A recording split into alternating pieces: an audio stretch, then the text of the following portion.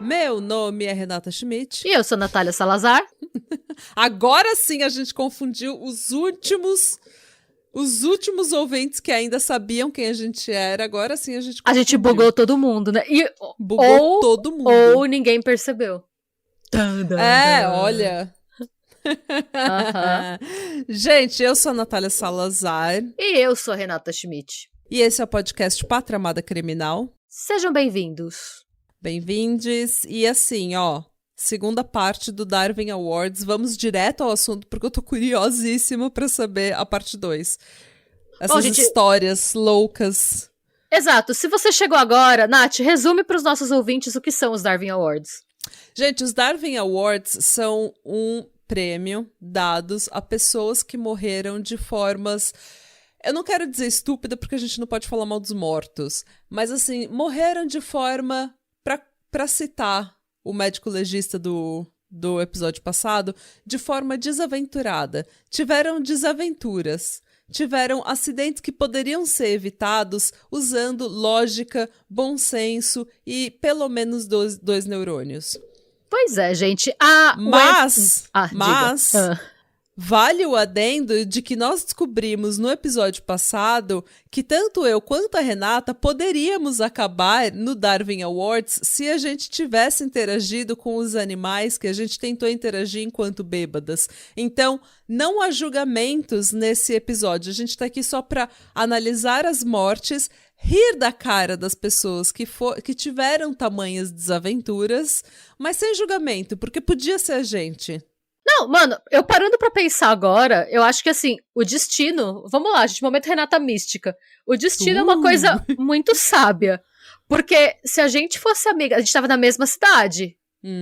Mas, não, acho que não. Não, por um ano, a gente viveu em 2008, estávamos as duas em São Paulo. Se a gente desse rolê juntas naquela época, a gente não tinha chegado até aqui, a gente tinha morrido antes.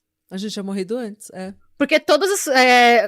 eu sempre fui a pessoa menos sensata, eu acho, nessas situações. Eu sempre tinha alguém que falava, não, isso não. Eu sempre tive alguém pra me conter, sabe? Então, assim, se juntasse eu e você... Mas naquela época eu era muito contida. Eu sou mais porra louca agora do que eu era naquela época. Meu Deus. Eu era uma jovem chata. Então eu era uma jovem contida, então eu tinha muito medo de tudo. Mas você podia ter sido a má influência que minha mãe me alertou sobre, que nunca chegou na minha vida. Nossa, eu sempre sim. quis uma má influência. Eu queria muito ter conhecido você antes. Agora eu já sou sensata, gente, essa fase já passou. Hoje... gente, a gente bebe bem menos. Assim, tirando aquele dia do Halloween, aquele dia que eu só lembro até a hora da jarra. Uma jarra, meu Deus! Gente, quando eu fui pra Irlanda no ano passado, passar o Halloween, conhecer essa pessoa maravilhosa que eu chamo de Renata, foi assim, eu fazia quase 5 anos que eu não bebia, basicamente. E daí eu falei, bom, eu posso beber nas férias, porque é férias, então eu vou... Tipo, é Irlanda, eu amo a cerveja Guinness, eu vou estar com a minha melhor amiga, a gente vai beber, a gente vai se divertir. Beleza, e foi ótimo. Beleza, foi maravilhoso, eu adorei, não me arrependo em nada. O que aconteceu? No último dia, na última noite, a gente festou a semana toda. Na última noite, a gente chegou na festa de Halloween e eu falei pra ela, Renata, amanhã o meu voo sai às 9 da manhã. Amanhã o meu voo sai às 9 da manhã. O que significa que eu tenho que sair da sua casa às 6 da manhã. O que significa que a gente pode ficar aqui no máximo até meia-noite e eu não posso beber muito. E ela, não, claro, a gente sai cedo, não tem problema nenhum. Corta pra eu entrando, eu vendo a Renata, tipo, no meio da multidão no clube, e eu com uma jarra de cerveja... E no meu Instagram dá pra ver que eu tô bebendo da jarra, sim, velho. Eu te vi, você tá chegando, bebendo da jarra, e você olha pra mim, tipo, e você faz... Eu acho que a gente nem copo você tinha, a gente dividiu aquela jarra. Assim, a gente dividiu aquela jarra, eu não sei se a gente tinha copo. Corta pra as 2 da manhã, a Renata podraça de bêbada falando, não, eu quero ir no McDonald's, quero ir no McDonald's. A gente entra no McDonald's, ouvinte, às 2 da manhã. A Renata tá, tipo, gone. Ela, tipo, tá a música da Kelly Clarkson, assim, Since You've Been Gone. Eu nem lembro. Ela não lembra de nada. Eu tô na fila do McDonald's que tá tendo algum problema, ou tipo, tem muita gente e eu tô tentando sair com os nossos lanches e tem muita gente. Eu fico na fila mó tempo. Nessa hora, um cara bonito começa a falar comigo, eu começo a flertar com ele na fila do McDonald's, sabendo que eu nunca mais vou ver ele, mas beleza. E a Renata bebaça me esperando já que ela achou uma mesa pra sentar porque ela tava bêbada. Mas eu sei, em minha defesa, sobra eu também acharia uma mesa pra sentar. Corta pra eu no táxi, literalmente dando batata na boca da Renata pra ela comer alguma coisa. Corta pra essa viada que queria parar no McDonald's, entrar dentro de casa e direto pra cama e me deixar comendo sozinha na sala. É que eu tava em modo... Imagina que eu tava em modo de sobrevivência. Era tipo... Sim. Resultado, ouvinte. Eu que não tinha bebido por quase 5 anos, não consegui dormir porque eu fiquei com medo de perder meu voo. Então eu dormi tipo 1 hora, acordei, fiz a minha mala, a Renata deu um beijo nela, eu ainda bêbada. A Renata acordou, o Zanella acordou, tava, beijos, tchau, amei, foi maravilhoso. Vou pro aeroporto ainda bêbada. No aeroporto, esperando o meu voo, a bebida me larga e me deixa sozinha. E daí vem a ressaca. Eu fico de ressaca no aeroporto. Eu passei o voo pra casa inteiro vomitando. Mano, tipo, vomitando no banheiro do avião. E a aeromoça falando, ai, você fica sempre enjoada quando você voa? E eu, sim. E ela, E eu, tipo, detalhe, eu ainda tava com o vestido que eu usei como fantasia. Era uma festa fantasia, a gente não falou isso, era Halloween, gente. E eu tava parecendo uma bruxa do pântano, tá ligado? Eu tava com um vestido... eu tava com um vestido de bruxa gigante, que é tipo um mumu, assim, é gigantesco, sabe? Um negócio de elástico que não valoriza em nada meu corpo. Não, tava maravilhoso aquele vestido, foram bons looks. Looks. Não, era um mumu, não era um vestido bonito, era um mumu. E daí, que era um de elástico que eu comprei na Shein, que custou, tipo, $5. E daí, eu tô vestida disso, com as malas, fedendo a cachaça, depois de vomitar o voo inteiro na fila do aeroporto, e um cara maravilhoso começa a falar comigo, e eu, moço, não tenho condições. Não tenho condições de... Não? Você é muito bonito pra me ver nesse estado. Eu tô literalmente parecendo uma bruxa do pântano, velho. Não é assim que nossa história vai começar, senhor. Essa não é a nossa história, senhor. Segue seu caminho. Mas é isso, gente. Podia ter sido a gente. Podia. Em resumo, podia basicamente, ter sido a gente. Podia ter sido a gente. Não foi, por isso que estamos aqui hoje. Contando. E eu queria deixar muito claro que foram férias maravilhosas e que eu não me arrependo de nada, nem do vômito. Foi muito legal. Foi! Esse ano tem mais. Esse ano eu vou para a Noruega. Yeah! Voltamos. A gente, até perdi, a gente tava, você definiu os Darwin Awards, ok. Isso. Gente, só pra, assim, passar super rápido, caso vocês não tenham ouvido o episódio anterior. Se vocês não ouviram, eu recomendo que vocês voltem pra ouvir lá pra fazer mais sentido, porque a explicação tá mais completa no app anterior, e as fontes estão todas lá, não vou repetir as fontes porque são as mesmas. Mas os critérios pra você poder estar no Prêmio Darwin são 5 que foram criados pela Wendy Northcutt, que é a criadora do prêmio. Tá. Primeiro, incapacidade de gerar descendência através da própria morte ou esterilização. 2, excelência, forma sensacional e estúpida com que se comete o erro. Incrível desuso da lógica e da razão. Essa sou eu lendo os critérios, não estou chamando ninguém de estúpido, de novo. 3, autoseleção. A pessoa tem que causar o desastre por si mesma, com mérito incondicionalmente individual. O quarto, maturidade. O indivíduo deve estar em total uso das suas capacidades mentais e físicas e possuir capacidade de julgamento e raciocínio. E um adendo também que, tipo, isso não vale, tipo, você ficar muito bêbado foi uma escolha sua, segundo o critério de quem bolou o prêmio, então bêbados contam para o Prêmio Darwin. E o quinto é veracidade. O evento tem que ser verificável. Lendas urbanas não valem. Tá. E no episódio anterior, a Nath perguntou se só tem homem nesse prêmio. E aí, gente, eu trouxe um estudo polêmico. Polêmica. Gente, e por ele ser polêmico, eu quero deixar registrado que eu estou lendo o estudo, tá? Não é a nossa opinião. Isso está escrito e foi comprovado cientificamente. Tá. Em 2014, a revista British Medical Journal, que é uma revista científica, ela publicou na edição de Natal um compilado com os resultados de uma pesquisa que investigou o banco de histórias de 20 anos do Prêmio Darwin para tentar definir o que é comportamento idiota. Chateada. Pois é. Segundo esse estudo, idiotas seriam, entre aspas, aqueles comportamentos totalmente destituídos de sentido, cujos benefícios aparentes são mínimos ou inexistentes, e cujo resultado costuma ser extremamente negativo e muitas vezes fatal. Pois bem, o estudo revela também que quanto ao comportamento que implica nesses riscos, tudo leva a crer que os machos da espécie humana, eles falam aqui machos no sentido de homens, tipo seres humanos do sexo masculino, sejam os campeões em absoluto. Quase 90% das idiotices fatais são cometidas por homens. Mano.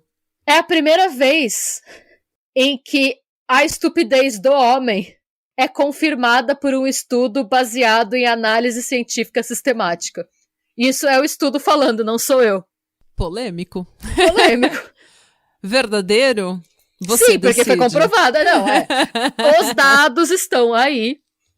Não vou dar minha opinião, eu só falei. Os dados estão aí, tô lendo. Tipo, gente, isso quem tá dizendo é o British Medical Journal.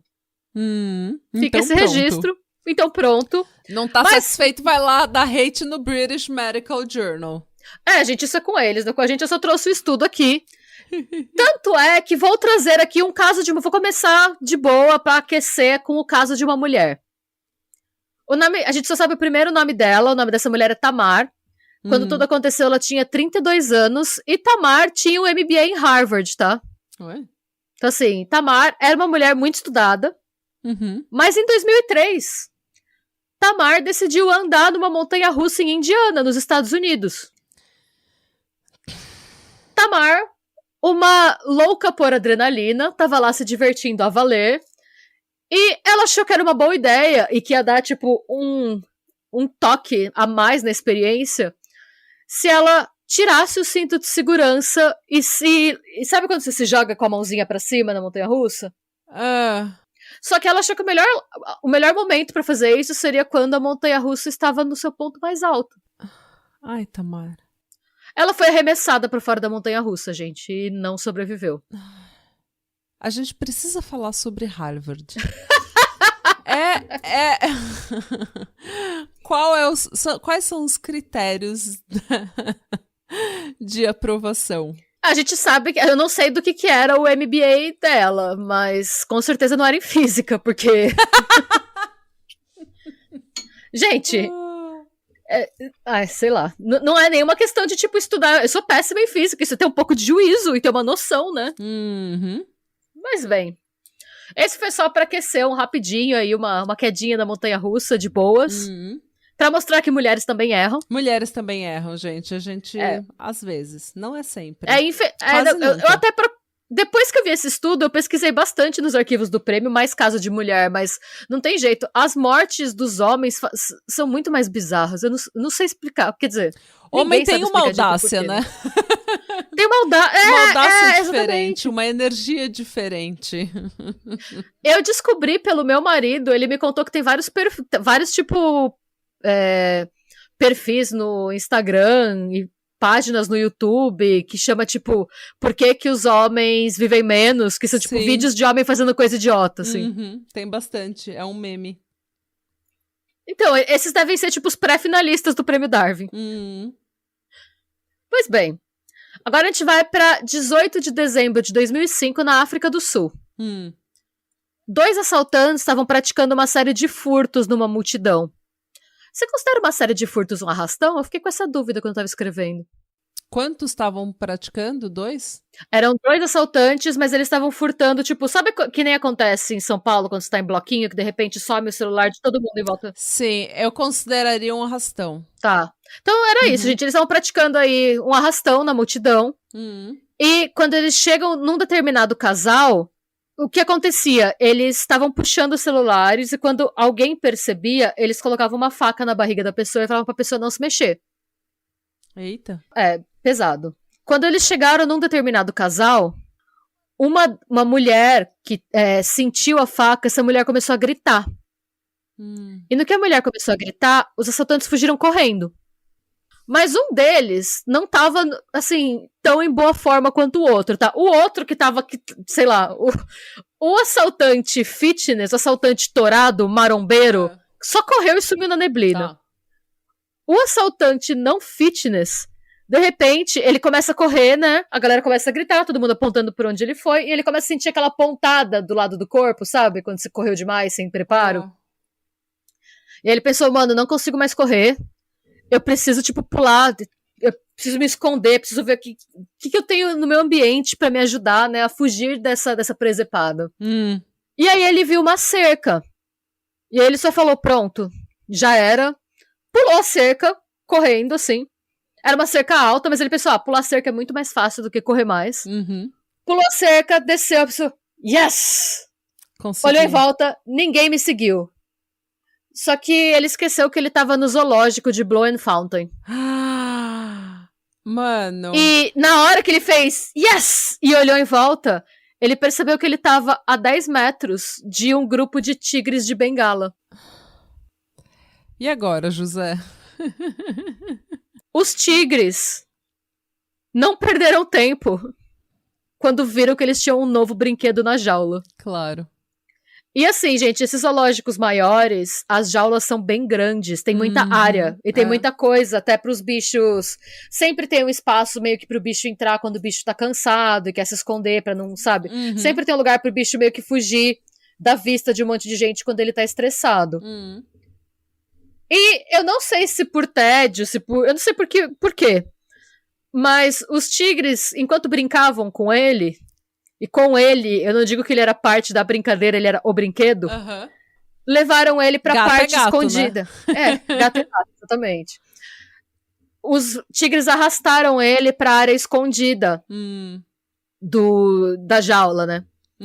Por conta disso, ele só foi encontrado, o corpo dele foi encontrado espancado e parcialmente comido perto do meio-dia só.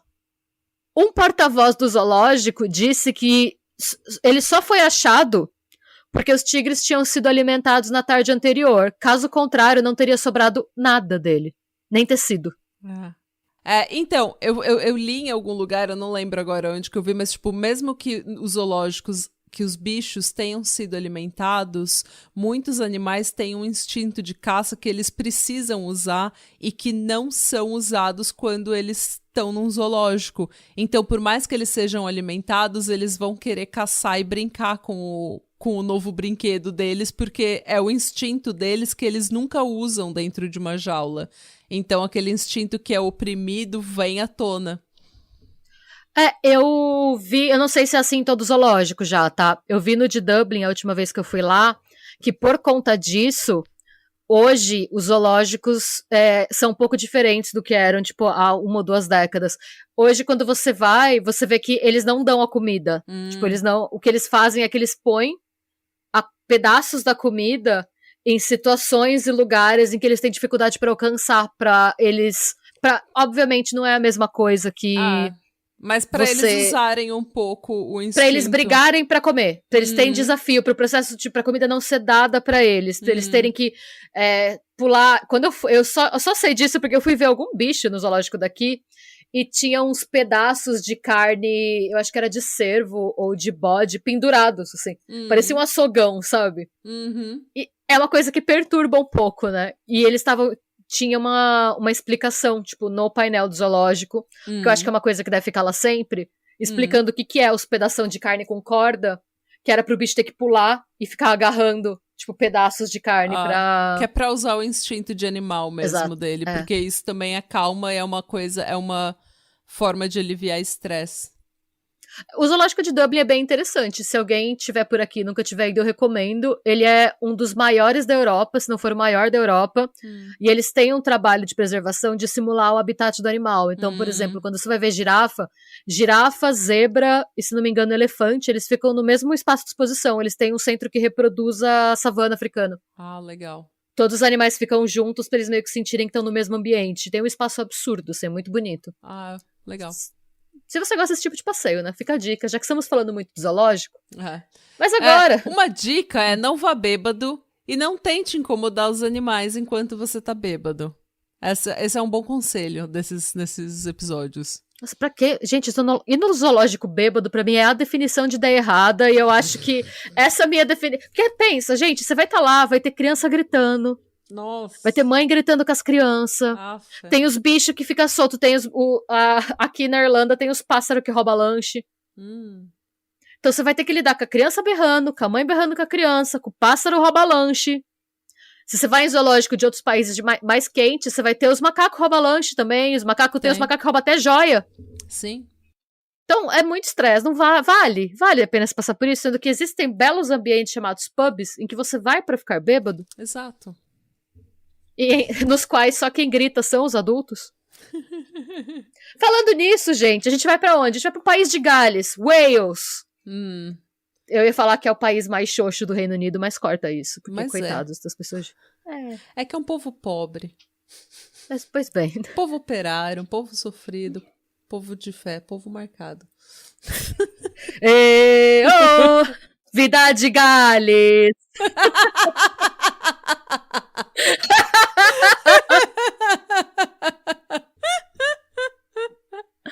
Mas bom. Já peço desculpa, caso isso tenha ido ao ar, para os meus ouvintes do País de Gales. Nossos ouvintes do País de Gales, a gente pede desculpa, que a piada foi muito boa. A piada foi muito boa, gente. A gente perde o amigo, mas não perde a piada. Eu vou começar a cantar assim agora, sempre que eu ver alguma coisa de Wales. Mas, gente, esse é uma morte, óbvio, mas ela é meio engraçada, assim, porque... Você vai ver por quê. A gente vai falar do Garrett, de 22 anos, que ele é descrito pelos amigos e conhecidos como um jogador de rugby amador que também adorava comer kebabs. Ok. Isso nem é relevante pra história, mas ele é descrito assim pelas pessoas. Essa informação não serve de nada, mas tá aí. Rugby and kebabs. Rugby and kebabs. E ele tava meio alto depois de ir pro pub com os amigos deles. Com os amigos dele, desculpa. Então, a galera foi pro pub. Eu não sei como é que é o Wales, eu nunca fui pra lá, mas aqui o que normalmente acontece, principalmente quando envolve muito brasileiro que tá acostumado com outros horários de rolê, é que o pub fecha, tipo, 2:30 da manhã. E quando o pub fecha, a galera vai pros afters, que é todo mundo vai pro apartamento de alguém continuar bebendo lá, porque o pub fechou muito cedo pros gostos das pessoas. E foi isso que Garrett fez. Todo mundo saiu do pub e foi pro after no apartamento dele. O apartamento tava absurdamente lotado, tava rolando uma puta festa, o terror dos vizinhos. E aí, de repente, e ele tem uma daquelas janelas, sabe esses janelões que você vê, tipo, a rua e tal, esses janelões de corpo inteiro? Sei. Ele tinha um desses na frente da casa dele. Tá. E aí ele parou na frente desse janelão, abriu a janela, abaixou a calça e ficou balançando a giromba pra fora, berrando: "Quem quer um pouco disso?" E fazendo pirocóptero, pintocóptero, whatever, o girombocóptero. Mano. Nisso, ele começa a perder o equilíbrio. E aí um amigo dele agarrou ele antes que ele pudesse cair da janela. E no dia seguinte, eles acordaram com a maior ressaca da vida. E o Garrett falou: "Nossa, mano, você lembra que ontem eu fiquei girando a piroca pra rua? Que coisa imbecil." Todo mundo: "Nossa, realmente, você foi um idiota." Mas isso não impediu ele de fazer de novo no dia seguinte. Ai, meu Deus, Garrett. Na noite seguinte, com um nível de álcool no sangue 4 vezes acima do limite legal, que era quase uma intoxicação letal, ele fez a mesma coisa. Ele foi pra mesma janela, abriu a janela, baixou as calças e gritou: "Quem quer um pouco disso?" Enquanto girava a giromba. Ele perdeu o equilíbrio de novo, porque ele tava com 4 vezes o limite legal de álcool no sangue e estava girando a giromba numa janela aberta de corpo inteiro. Ele perdeu o equilíbrio, mas dessa vez tinha menos gente na casa e não tinha ninguém perto o suficiente pra agarrar ele. E lá se foi ele com a giromba, voando. Um amigo dele disse pro tribunal que ele caiu gritando, balançando os bracinhos, e ele foi encontrado do lado de fora, empalado em uma cerca de estaca. Ai. Eu não tenho reação, eu não tenho comentários, eu só tô... E, gente, na véspera, ele falou, nossa, como eu fui idiota. E daí ele falou, não fui idiota o suficiente, vou fazer de novo. Garrett, por quê? E lá se foi. Garrett e seu pirocóptero. O pirocóptero do Garrett não voa. Ai, gente. Gente, é muito triste. É muito triste, horrível. Mas ao mesmo tempo, o que você tá fazendo da sua vida? Que essa... Mano, pelo amor de Deus. Tanta gente na cama de um hospital querendo viver, sabe? Esse povo não tem amor à vida. É isso. Falando em pessoas sem amor à vida, agora eu vou trazer a história. Gente, eu acho... Essa história aconteceu em 3 de fevereiro de 1990, em Washington. E pra mim, é a pior e mais incompreensível tentativa de assalto, assim, de todos os tempos. Eita, diga. Eu tenho certeza também que era a primeira vez do ladrão tentando roubar as pessoas. Gente, nem sempre isso é perfeito da primeira vez. Não, você não tá entendendo. Não é questão de ser perfeito ou não ser perfeito. A questão é de ser tudo feito o mais errado e da pior forma possível. Primeiro, o alvo de assalto dele era a H&J Letten Firearms, uma loja de armas. Ele queria assaltar uma loja de armas. Tá, sempre uma ótima escolha. Segundo, ele decidiu assaltar a loja de arma enquanto a loja estava cheia de clientes. Ótima escolha. De clientes armados. Ótima escolha, sempre. Boas escolhas sendo feitas. 3, antes de entrar na loja, ele deu a volta em um carro da patrulha de polícia que estava estacionado na frente da loja. Ótimas escolhas, ótimas. Quando ele entra pra assaltar, ele vê que tem um policial de uniforme sentado no balcão da loja de armas, junto com os outros clientes armados das lojas de armas, tomando um cafezinho. Ainda assim, ele vê tudo isso e ele pensa, ok, vai dar certo, grita, isso é um assalto, pega a arma dele e começa a atirar pra cima. Gente, foi suicide by cop, sorry. Tipo, isso foi suicídio. Tipo, ele queria se suicidar e ele não tinha como fazer, ele não queria... Não é possível, gente. Não é possível, ninguém pode ser tão idiota assim. Olha, a gente, pela última hora e pouco que a gente tá falando desses casos, a frase ninguém pode ser tão idiota assim não é aplicável. Mas, gente, isso é suicide by cop, sorry. Não, isso é uma situação Marvin Gaye. Será? Não é... Mano, não é possível. Tipo, ou ele é a pessoa mais... Ou ele é o tipo de pessoa que a cidade chama de lerda. Não é possível, velho. A cidade chama de lerdo. Sabe quando a cidade inteira chama você de lerdo? É o lerdinho da aldeia. Tipo, sabe? Não é possível, velho. Sério, não, eu me recuso. Bom, a única pessoa morta foi o assaltante, ninguém ficou nem ferido. A galera mal levantou. É sério, a galera mal se mexeu, assim. É falta de amor à vida. Ou algum, vai saber, às vezes, eu não sei, que eles, gente, só pra vocês saberem, nem toda submissão pro prêmio, né, como vocês devem ter percebido, o nome da pessoa é revelado. Eu não sei se precisa de algum tipo de autorização ou alguma coisa assim. Provavelmente. Mas a gente não sabe quem é esse cara, então eu não sei. Mas eu imagino que ou ele não tinha nenhuma noção de nada, ou ele tinha usado alguma coisa. Precisava muito de dinheiro, sei lá. Gente, não é possível. Não é possível. É muita falta de amor à vida, velho. É muita falta de, tipo... Read the room, sabe? Tipo, literalmente, read the room. Você passou por um carro de polícia estacionado na frente. Quando você entra... um policial, vários clientes... Sentado, o policial de uniforme, tomando cafezinho. E você vê gente que já tem armas, está com suas armas e vai lá para comprar outras armas. Ou consertar suas armas. Ou comprar balas. Tipo, o dono da loja de armas vai ter armas. Porque ele é o dono de uma loja de armas. Seja melhor, sabe? E, gente, a gente vai encerrar com uma história extremamente nojenta. Alerta nojinho. Não coma. Não coma. O ano é 93, tá, gente? E aparentemente a moda entre os jovens moderninhos é injetar cocaína diretamente no trato urinário. Hooray! Achei chique. Por quê? Não sabemos, mas os médicos do New York Hospital Cornell Medical Center sabem. Esse caso foi entregue por eles levaram o prontuário pro Prêmio Darwin, que acho que nem eles se conformaram com essa situação.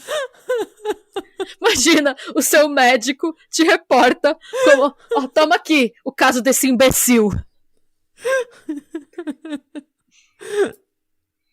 Isso acho que é tipo o fim do caminho, né? É. O cara que te tratou vai te entregar pro Prêmio Darwin, mas tudo bem. Bom, os médicos entregaram, né, o relatório desse caso de um homem que, obviamente, a identidade dele não foi revelada, mas um homem de 34 anos que sofreu um sangramento severo sob a pele, embaixo da pele, após bombear cocaína em sua uretra.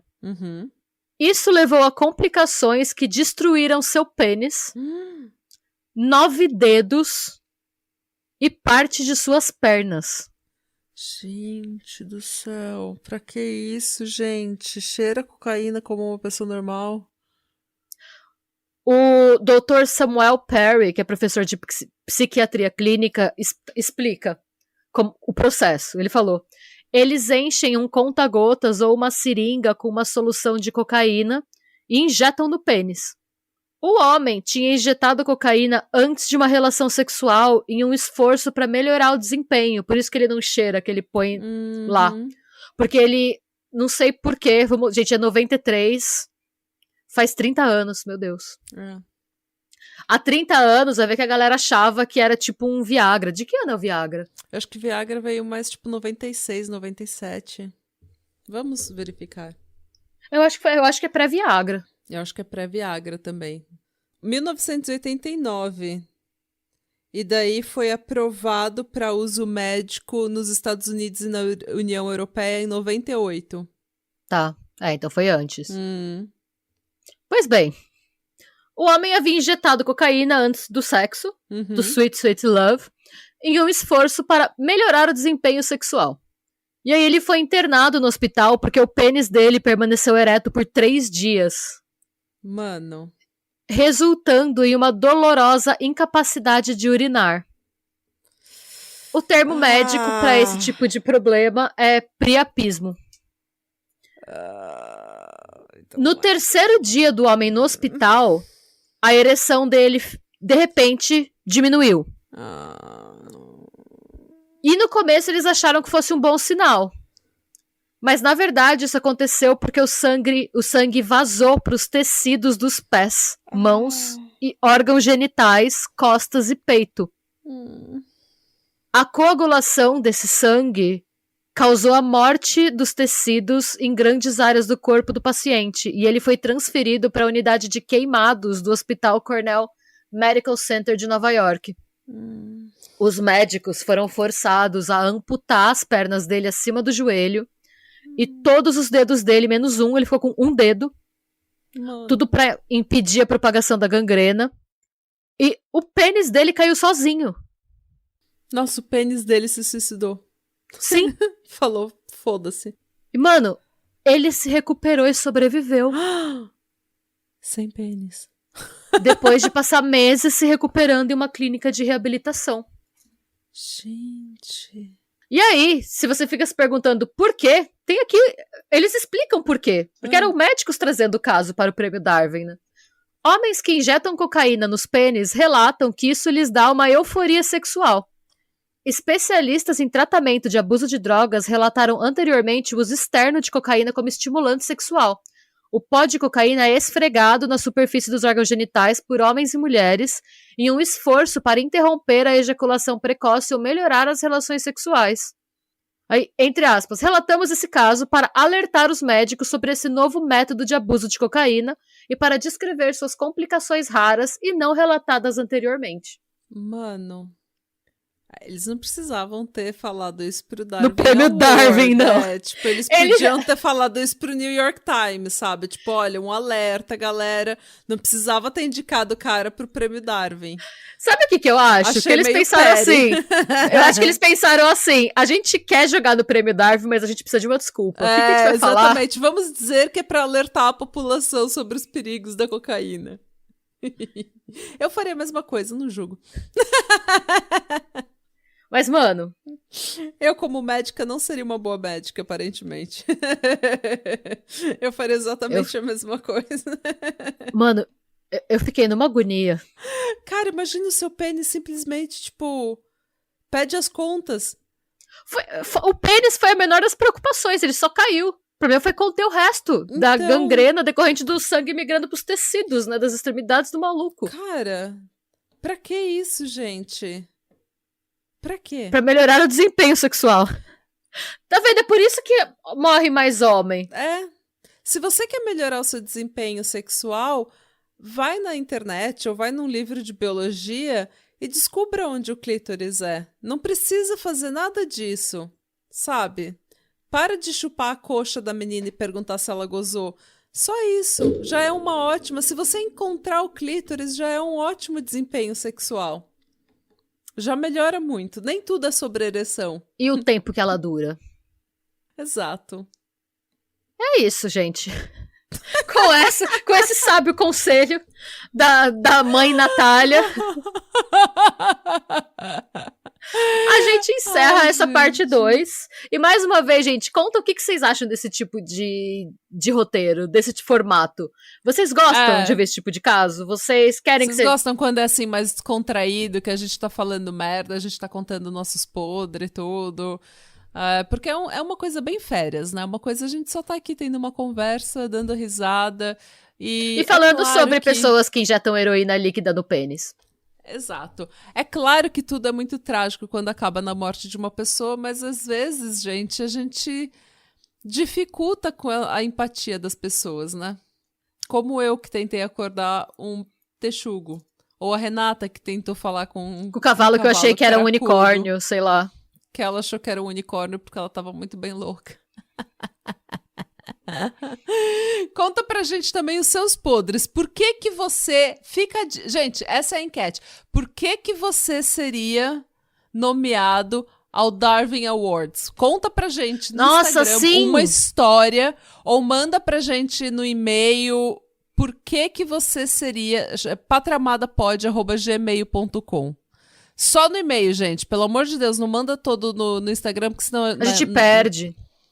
Nos DMs do Instagram a gente vai acabar perdendo, mas deixa um comentário no post do episódio ou manda pra gente no patramadapod@gmail. Por que que você seria nomeado ao Darwin Awards? E daí a gente faz, de repente, um episódio de update com os melhores... Nossa, eu ia amar os melhores casos dos ouvintes. Exatamente. Por que que você seria indicado ao Darwin Awards, gente? Manda pra gente, patramadapod@gmail ou comenta no post do Instagram. Yes. Certo? E eu espero que vocês tenham gostado.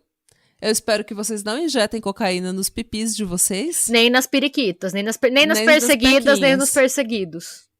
Nem nos perseguidores. Não injeta cocaína em ninguém, nunca vai acabar bem, nunca. Nunca vai acabar. Gente, não cheira a cocaína também, é uma péssima droga. Tá? Então parem com isso. Parem de usar a cocaína. E é isso, gente. Radebra. Isso não. Tchau.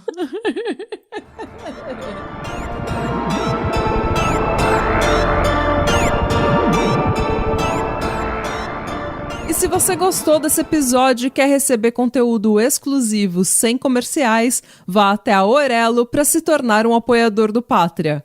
Você também pode se inscrever no nosso canal do YouTube para episódios inéditos todos os domingos. E agora sim, tchau!